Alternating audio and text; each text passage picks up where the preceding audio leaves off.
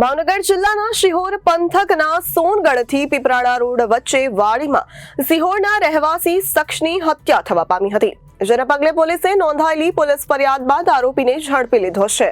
ભાવનગર જિલ્લાના શિહોર પંથકમાં સોનગઢથી પીપરાળા રોડ વચ્ચે વાડીમાં સિહોરના રહેવાસી શખ્સની હત્યા થવા પામી હતી, જેને પગલે પોલીસે નોંધાયેલી પોલીસ ફરિયાદ બાદ આરોપીને ઝડપી લીધો છે।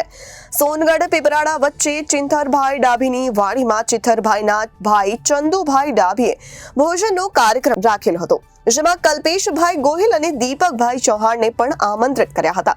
જોકે ભોજનનો કાર્યક્રમ પૂર્ણ થયા બાદ કલ્પેશભાઈ ગોહિલ અને દીપકભાઈ ચૌહાણ વચ્ચે બોલાચાલી સામાન્ય બાબતે સર્જાઈ હતી। આ દરમિયાન કલ્પેશભાઈ ગોહિલે દીપકભાઈ ચૌહાણને છાતીના ભાગે છરી મારતા તેઓનું ઘટના સ્થળે મૃત્યુ નિપજ્યું હતું। જોકે પોલીસે આરોપી કલ્પેશભાઈ ગોહિલને ઝડપી લીધો છે અને આગળની કાર્યવાહી હાથ ધરી છે। ગતરોજ તારીખ 18/6/2024ના રોજ સોનગઢ પોલીસ સ્ટેશન અંતર્ગત આવતું પીપરલા ગામ છે। એ પીપરલા ગામની અંદર ચિંથરભાઈ ડાભી છે, એમની વાડીની અંદર હત્યાનો બનાવ બનવા પામેલો છે। સદરુ બનાવની વિગત જોઈએ તો ચિંથરભાઈ ડાભી છે, એમના સગાભાઈ ચંદુભાઈ ડાભી કે જેઓ સિહોરથી તેમના બે મહેમાનો કલ્પેશભાઈ ગોહિલ અને દીપકભાઈ ચૌહાણ કે જેઓ સિહોરના વતની છે, તેઓને પોતાની વાડી પર જમવા માટે લઈને આવેલ હતા।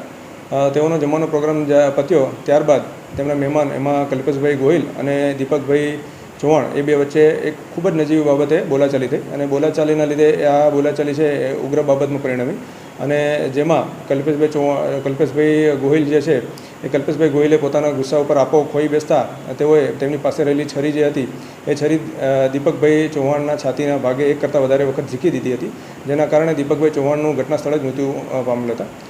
સદરુ બાબતની ગંભીરતાને ધ્યાને લઈ અને સોનગઢ પોલીસ સ્ટેશન દ્વારા તાત્કાલિક ઘટના સ્થળે પહોંચી અને આરોપી કલ્પેશભાઈ ગોહિલ છે તેની ધરપકડ કરવામાં આવેલ છે। હાલ સમગ્ર બાબતે કલ્પેશભાઈ ગોહિલ વિરુદ્ધ IPC કલમ 302 વગેરે મુજબનો ગુનો છે એ દાખલ કરવામાં આવ્યો છે અને સમગ્ર બાબતની તપાસ જે છે એ સોનગઢ પોલીસ સ્ટેશનના PSI દ્વારા ચલાવવામાં આવી રહેલ છે। Bureau report Janadesh news Bhavnagar.